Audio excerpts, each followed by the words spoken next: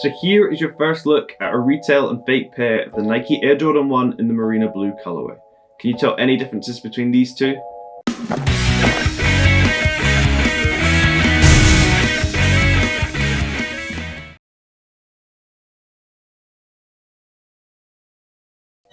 Hello and welcome back to the channel. Today I'm taking a look at two pairs of the Nike Air Jordan 1 in the Marina Blue colorway. So I have a real pair here that was purchased directly from Size, and I have a fake pair here. It's just to show you a comparison of what to look for if you're trying to purchase the retail pair. So firstly, we're going to take a look at the boxes. And what really annoys me is I purchased this from Size and they sellotape the box, which just bugs me, but there we go. So taking a closer look at the two boxes themselves. And really, from first appearance, there isn't too much to look for. If you're looking at the R symbols on both boxes, what I would say is the circle going around the R symbol and the R itself is slightly thicker on the fake box compared to the retail one. And I would actually say the fake box has a darker red for the Nike logo compared to the retail one. However, they are incredibly close and I can only really see it in studio lighting. In terms of the size of the box, I would actually say the retail one is maybe very slightly bigger than the fake one, but it is pretty close. These are both the same size, so the comparison should be incredibly close. So now if I give you a close-up of the labels on the boxes themselves, you can see a difference here. So on the retail one, you can see it has no US price tag because it was purchased directly in the UK, whereas fake ones are always based on the US release, so they pretty much always have a US price tag on the side. And if you look at the actual font and text size, you can see differences between the two. On the retail one, I would say the USA size 10 is slightly thicker than it is on the fake one. And if you're looking at the Air Jordan 1 text where it says Retro High OG, I would say this is thicker on the fake one and also more clumped together compared to the retail one where the letters are more spaced out. But nobody really wants me to talk about the boxes for the entire video, so we'll open them up and take a closer look at the shoes. So we'll open up the fake one. They've actually wrapped the paper around the shoes, so normally fake ones don't do that. So it's a telltale sign if the paper's lying flat on the bottom of the box, but for this pair, they've wrapped the shoes in, so that's not really something I can compare. Then we'll open up the retail one. I've got all my receipts on top, got them actually from Foot Patrol, I can see it here. Put that to the side. And like I said with the retail one, the paper always covers the shoes on top when it's come dead stock. So open these up. What I would say is the paper is slightly thicker on the fake pair compared to the retail one, where the retail one's slightly thinner and also a little bit more laminated on top. So open these up. So here is your first look at a retail and fake pair of the Nike Air Jordan 1 in the Marina Blue colorway. Can you tell any differences between these two?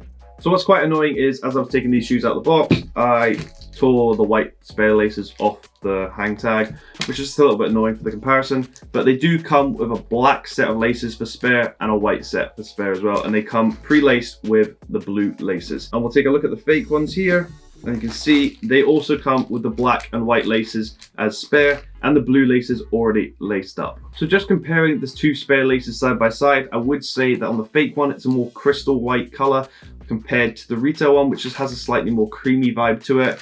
And looking at the black laces, there really is not a difference between the two at all. They're very close indeed in color. So now we're going to take a closer look at the differences between the two pairs throughout this video. So the first difference to notice from the back of the shoe.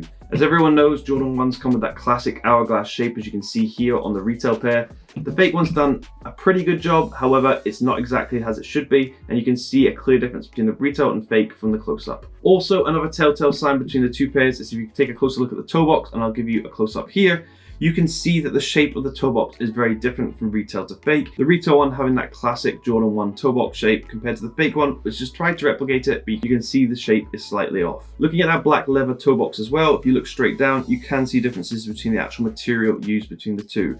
So the retail one is a bit more high quality than the fake one, and you can see that on the fake one, it has these almost creased marks in it already. These are both dead stock and haven't been worn, whereas the retail one, you can see it has that smooth black leather. So now we're taking a closer look at the tongue of both of these shoes, and we'll take a closer look at the Nike Air tag on the top of the tongue. Here you can see that the size and positioning of the Nike Air logo is very different from retail to fake. On the retail one, you can see that the label is actually slightly bigger compared to the fake one, which is cut slightly short, and also the Nike Air positioning is different from retail to fake. And if you spin this around to take a look at the back, you can actually see differences between the text as well. Take a closer look at where it says swoosh and then has the R symbol. You can see it's much thicker on the fake pair compared to the retail one, and this goes for overall text on this label. It's much thicker on the fake one than it is on the retail one, and just looks a little bit more bold. So one thing to note about these two pairs, which is quite clear obvious and it's quite a big mistake by the fakes, is if I show you the upper part of the heel here, On the black part of the leather, you can actually see the marks where the fake one is drawn on the lines to cut the material.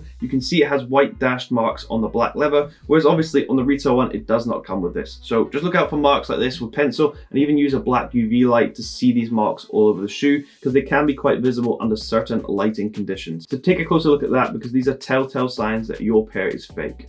Also, if you take a closer look at the Wings logo and look at the blue leather material underneath, what I would say is the material used between the two pairs is actually very different.